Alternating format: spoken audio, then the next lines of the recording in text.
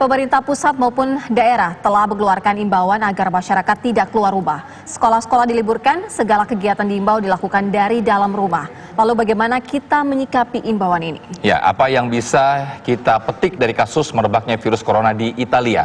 Bersama kami telah bergabung ahli epidemi FKM UI, Dr. Tri Yunis Miko Wahyono. Assalamualaikum, selamat sore, Pak. Selamat sore. Ya, Pak Miko, ini bagaimana perbandingan kondisi Indonesia dan Italia tentang merebaknya virus corona ini, Pak? Jadi kalau kita bandingkan kejadian dengan Cina, ya karena pertama kali di Cina, kemudian Cina itu terjadinya di pasar, jadi langsung besar begitu. Kalau kita terjadinya di kafe atau di yang bisa pesta dansa, kemudian ya artinya itu cukup besar begitu. Kemungkinannya akan banyak begitu. Nah, kalau Italia melakukan lockdown, kalau kemudian Korea Selatan melakukan pembatasan, kemudian Jepang juga melakukan pembatasan. Kemudian kalau menurut saya ke Indonesia, menurut saya melakukan pembatasan besar-besaran begitu. Jadi harusnya jangan tanggung-tanggung begitu. Jadi kalau pembatasan, kemudian kalau di DKI sekarang sudah meliburkan sekolah, kemudian harusnya juga mengurangi kepadatan di tempat kerja. Kemudian harusnya juga bukan hanya meliburkan, juga orang diharapkan tinggal di rumah begitu. Jadi selama 2 minggu bukan libur saja, tinggal di rumah begitu. Jadi jangan keluar-keluar kecuali untuk beli makanan atau beli. Pak Miko, sebenarnya secara harfiah, secara detail, tidak tanggung-tanggung itu seperti apa? Apakah tiap kota, tiap daerah itu harus disekat, tidak boleh keluar dari situ dan tidak boleh masuk, atau seperti apa? Ya, jadi kota-kota yang berisiko, yang ada kasusnya terutama, jadi kalau sekarang seperti Bandung atau Jakarta, kemudian Manado sekarang ada kasusnya, Solo, kemudian itu melakukan pembatasan. Jadi berhenti kerja atau kurangi kerumunan akibat pekerjaan, kemudian kerumunan akibat sekolah, dan pasar harus ada pembatasan begitu.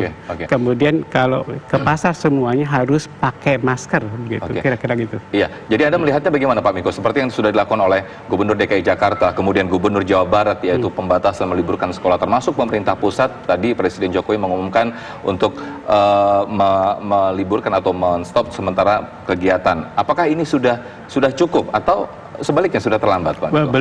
Belum sempurna gitu. Harusnya meliburkan sekolah dengan himbauan tetap di rumah gitu ya, selama 2 minggu begitu.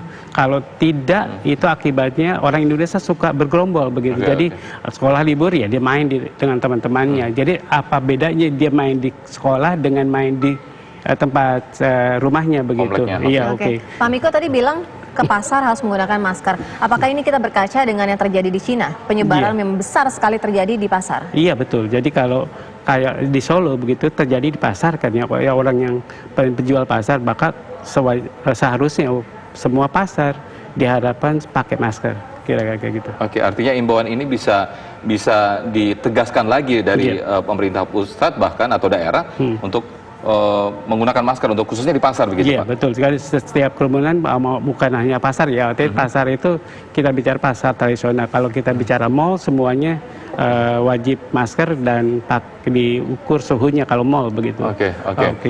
Baik, Pak, dengan kondisi saat ini kita sudah 117 yang positif corona. Kita ke mall, kemudian kita terpaksa harus beraktivitas di luar, misalnya naik angkutan umum. Aman nggak sih, Pak? Nah, ya yang belum saya omongkan adalah angkutan umum begitu.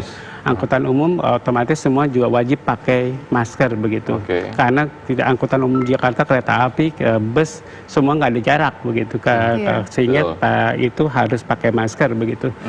Selain itu juga angkutan umum juga harus didesinfektan, bukan hanya sekali-kali, harus frekuensinya dikasih desinfektan tergantung jumlah dia mengangkut penumpangnya begitu. Kalau kereta api kayaknya pagi dan sore gitu harusnya. Kalau bus ya sama gitu. Jadi harusnya pagi dan sore begitu. Kira-kira begitu. Tingkat resiko penyebarannya seperti apa sih, Pak? Nah, masalahnya kalau masalahnya penyakit ini gampang. Sebenarnya menularnya lewat orang ke orang, ya melalui droplet infection. Jadi cara pencegahannya dengan mengisolasi orang yang sakit. Ya. Nah, sekarang masalahnya dengan 117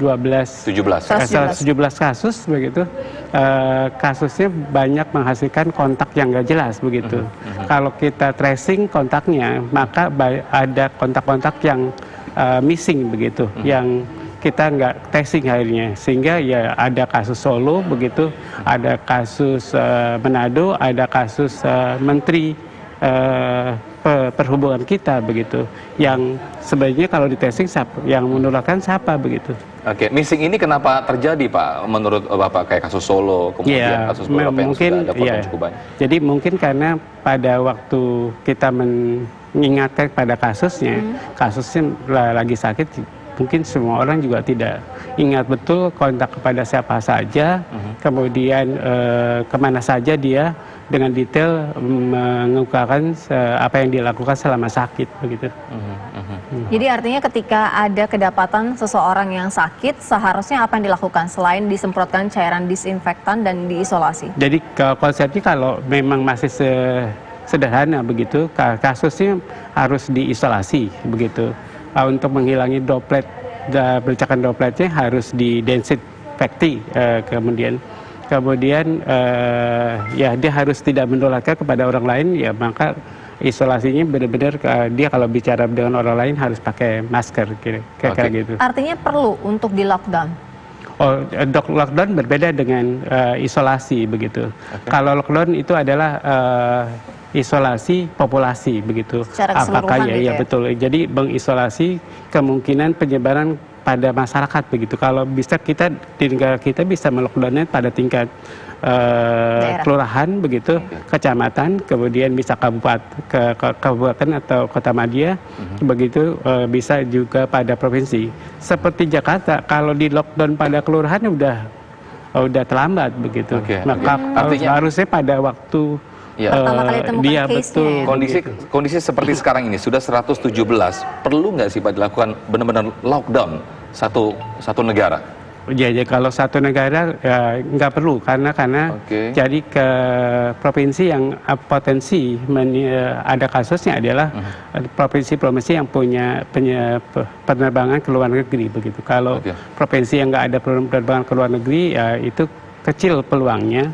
Tapi kalau sebuah negara ya jadi akibatnya keekonomian kita menjadi marat-marit begitu. Ya, kalau di Jakarta sendiri, Anda tadi mengatakan untuk lockdown untuk tingkat kecamatan sudah terlambat. Sebetulnya untuk tingkat lockdown sendiri untuk di Jakarta sebatas seperti apa, Pak? Sekarang dengan jumlah kasus yang ada di Jakarta, dia harus provinsi. Tapi iya betul. Kemudian mungkin melakukan lockdown tingkat kelurahan atau kecamatan atau kota madya, karena sudah semua kota madya ada kasusnya begitu. Kemudian ya, jadi nggak mungkin di lockdown kota madya aja, sehingga harus provinsi. Nah, masalahnya apakah provinsi DKI Jakarta sudah siap begitu, mau lockdown nggak ada masuk begitu, hanya logistik satu channel begitu. Lockdown artinya tidak ada boleh yang keluar dari kota Jakarta dan masuk, hanya logistik saja. Sedemikian itu Pak? Betul. Artinya Jakarta harus siap dengan dana yang lebih besar begitu untuk menghidupi rakyatnya. Dan itu harus dipikirkan lockdownnya berapa lama begitu. Kayak di Italia begitu, lockdownnya berapa lama sampai musim berganti begitu. Musim berganti itu akhir bulan April. Kalau sekarang bulan Maret sekarang tanggal berapa? Tanggal 15 Maret. Ya, berarti masih ada 1,5 bulan begitu. Oke, Pak, kira-kira apa sih Pak yang bisa membuat masyarakat kita ini sadar bahwa dengan diliburkannya sekolah, kemudian ada yang dipekerjakan di rumah, sebaiknya tidak pergi wisata seperti yang terjadi di Puncak? Apa yang bisa menyadarkan mereka gitu, Pak? Jadi yang penting adalah masyarakat kita tahu gitu bahwa ada penyakit COVID-19 begitu. Ya, dengan cara penyebaran kemudian ke droplet transmission begitu, atau menyebar orang ke orang, dan ini lagi bertambah banyak.